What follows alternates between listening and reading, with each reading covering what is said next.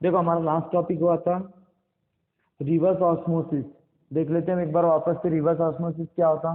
पहले तो ऑस्मोसिस के बारे में देख लेते हैं हम। ऑस्मोसिस का मतलब होता है flow of solvent from semi permeable membrane, flow of solvent direction in lower concentration to higher concentration. मतलब क्या होता है, फ्लो ऑफ सॉल्वेंट का होता है लोअर कॉन्सेंट्रेशन से हायर कॉन्सेंट्रेशन की तरफ, इज कॉल्ड एज ऑस्मोसिस। अब रिवर्स ऑस्मोसिस में क्या करते मालूम है कि जो हमारा ऑस्मोसिस, रिवर्स ऑस्मोसिस में क्या किया जाता है, जो ऑस्मोटिक प्रेशर रहता है उससे ज्यादा प्रेशर वहां पे अप्लाई किया जाता है, जिसकी वजह से क्या होता है मालूम है क्या, जो हमारा सॉल्यूशन है उसमें से क्या होता है, सॉल्यूशन के अंदर से ऑस्मोसिस का रिवर्स प्रोसेस होता है। जैसे कि ऑस्मोसिस में क्या हो रहा था, flow of solvent from lower concentration to higher concentration, और अब होता है रिवर्स ऑस्मोसिस के अंदर flow of solvent from higher to lower की तरफ, मतलब हायर से लोअर की तरफ, is called as reverse osmosis. एक बार और देख लेना, आपने लगे से अगर कोई प्रॉब्लम रहा तो आपको इजीली समझ में आ जाता। द प्योर सॉल्वेंट में flow of the from solution to the pure solvent through the semi permeable membrane, this phenomenon is called as the reverse osmosis. Diagram में बताया हुआ उसने क्या किया, सॉल्ट लिया, सॉल्ट ऑफ वाटर लिया, सॉल्टेड वाटर लिया और एक फ्रेश वाटर लिया। इसमें क्या होता है, सॉल्टेड वाटर बोले तो कॉन्सेंट्रेट है और फ्रेश वाटर जो है वो अनकॉन डाइल्यूट है। इसमें क्या होता है, जो सॉल्टेड वाटर में का जो वाटर है कॉन्सेंट्रेट वाले में का, वो फ्रेशली वाटर की तरफ इंटर होते जाता है। ये प्रोसेस को बोला जाता है रिवर्स ऑस्मोसिस। उसी के बाद दूसरा टॉपिक, नया टॉपिक आता है हमारा कॉलिगेटिव प्रॉपर्टी ऑफ इलेक्ट्रोलाइट। सबसे पहले कॉलिगेटिव प्रॉपर्टी का मतलब क्या होता, कोई बताएगा कि क्या होता कॉलिगेटिव प्रॉपर्टी मतलब क्या होता? What is colligative property?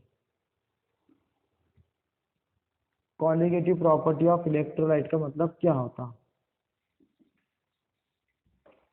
Colligative property का मतलब बोले तो the property of the solution depends on the number of mole of solute is called as colligative property.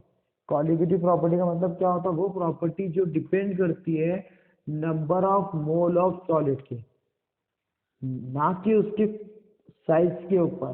Size के ऊपर डिपेंड नहीं करती, नंबर ऑफ मोल के ऊपर। जितने ज्यादा नंबर ऑफ क्वांटिटी बढ़ती जाएंगी, 2 4 6, साइज पे कुछ भी नहीं है उसका। जैसे जैसे नंबर्स बढ़ेंगे कॉलिगेटिव प्रॉपर्टी भी आपकी क्या होंगी, इंक्रीज होगी। आएगा समझ में? कॉलिगेटिव प्रॉपर्टी ऑफ इलेक्ट्रोलाइट की ये होती है कि देखो, solution of the non electrolyte in water exhibit the colligative property described in the preceding section. This solution also gives for the dissolved substance the molar mass expected from their chemical formula. The study of colligative property of electrolyte, however, requires a different approach than the used for colligative property of non-electrolyte. Following are the experiment observation for the colligative behavior. पहला आता है कि the solution of electrolyte also exhibit the colligative property which do not obey the relation of the non-electrolyte. colligative property जो रहती है वो क्या करती है, एग्जिबिट करती है। सॉल्यूशन जो है एग्जिबिट करता है colligative property which do not obey the relation of non-electrolyte का उसमें कोई रोल नहीं आता। colligative property of the solution of electrolyte are greater than those of expected for the solution of non। colligative property जो रहती है electrolyte की ज्यादा रहती है as compare to non electrolyte of the same concentration वाला भी अगर रहा तो। The molar mass of the electrolyte in एक्वायर्ड सॉल्यूशन। मोलर मास को क्या करते हैं हम, molar mass of electrolyte in the एक्वायर्ड सॉल्यूशन डिटरमाइन किया जाता है colligative property found to be considerable lower than that formula mass. जबकि दिया हुआ है, देखो वह the colligative property of electrolyte solution are greater than the for non electrolyte solution of the same concentration. Recall कीजिए कि इलेक्ट्रोलाइट डिसोसिएशन इनटू द 2 और मोर आया, ये बताया उसने उसका dissociation dissolve in water, whereas the non-electrolyte do not state differently. One formula until electrolyte dissolved in water produce the 2 or more ion. Consequently, number of particles in the solution increase. The colligative property of the electrolyte solution is higher than that of the non-electrolyte. इसमें यही बताया कि कोई electrolyte है और कोई non electrolyte है। Electrolyte का मतलब होता है जो कंप्लीटली डिजॉल्व होता है, जो क्या करता है कंप्लीटली आयन फॉर्म करेगा इज कॉल्ड एज इलेक्ट्रोलाइट, और जो कंप्लीटली आयन फॉर्म नहीं करेगा is called as non electrolyte. तो इलेक्ट्रोलाइट सॉल्यूशन में क्या होता है, नंबर ऑफ आयन ज्यादा फॉर्म होते हैं as compare to non electrolyte के। इसी वजह से इलेक्ट्रोलाइट की कॉन्जुगेटिव प्रॉपर्टी हायर रहती है as compare to non electrolyte के। Example दिया, for example NaCl is dissolved in the water to produce the two ion Na positive CNA. Where the source sucrose does not dissociate, it is expected then that the conjugative property of 0.1 molar NaCl is the 0.1 molar of sucrose. जिसके ion form होंगे उसकी conjugative property ज्यादा रहेंगी, और जिसके ion कम form होंगे उसकी conjugative property क्या रहेंगी, कम रहेंगी। Want of factor, degree of dissociation, ये आपको नहीं डिग्रेड है।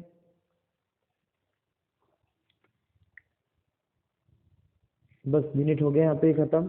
थोड़ा सा हम एक काम करते, रिवीजन ले लेते हैं अभी जो हमने देखे। Colligative property, the property of the solution depends on the number of solid particles present in the solution is called as colligative property। वो डिपेंड करती है नंबर ऑफ आयन के ऊपर या नंबर ऑफ मोल के ऊपर। इसने यही एक्सप्लेन किया, बाद में आपको बताया कुछ पॉइंट दिए हुए। The solution of the electrolyte also exhibit the colligative property which do not obey the relation of the non-electrolyte. The colligative property of the solution of the electrolyte are greater than those of to expected for the solution of non-electrolyte. The molar mass of electrolyte is required solution determine the colligative property are found to be considerably low रहती than the formula mass से। ये उसके फॉर्मूले दिए हुए। उसके में एक पॉइंट हो रहा है कि जो इलेक्ट्रोलाइट रहती है उसकी कॉलिगेटिव प्रॉपर्टी ज्यादा रहती as compare to non electrolyte से। ये यूनिट यहाँ पे हो गया खत्म। लास्ट अब नए इसमें हम लेक्चर में इसका रिवीजन ले लेंगे जो हमने टॉपिक पढ़े शॉर्ट में, और उसके बाद के लेक्चर से हम शुरू करेंगे नया टॉपिक। ओके।